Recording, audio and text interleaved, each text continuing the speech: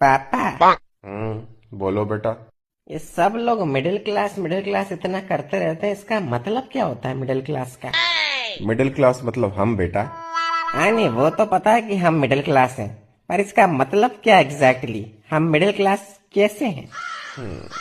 विस्तार में बताता हूँ चलो तुमको। देखो बेटा, एक बार एक गांव होता है जिस गांव में 3 लोग रहते हैं। एक का नाम होता है गरीब, एक का नाम होता है मिडिल क्लास, एक का नाम होता है अमीर। अब गांव में सभी लोगों को सुविधा मिल सके, इसके लिए यह तय होता है कि सभी लोगों को टैक्स देना पड़ेगा, महीने का 100 रुपए। गरीब इतना कमाता नहीं है तो वो टैक्स भर नहीं सकता।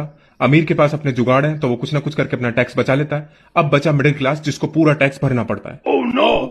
फिर तो मिडिल क्लास को पूरी सुविधा मिलती होंगी ना पापा, क्योंकि वो पूरा टैक्स भर रहा है। नहीं बेटा, सुविधा मिलती है गरीब को क्योंकि वो गरीब है, और अमीर को क्योंकि उसके पास ताकत है।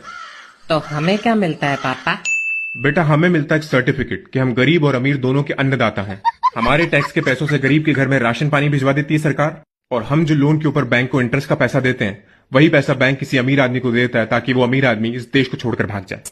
तो इन शॉर्ट बेटा, हम इस देश के सुपर हीरो हैं। अन्नदाता हैं हम गरीबों और अमीरों के।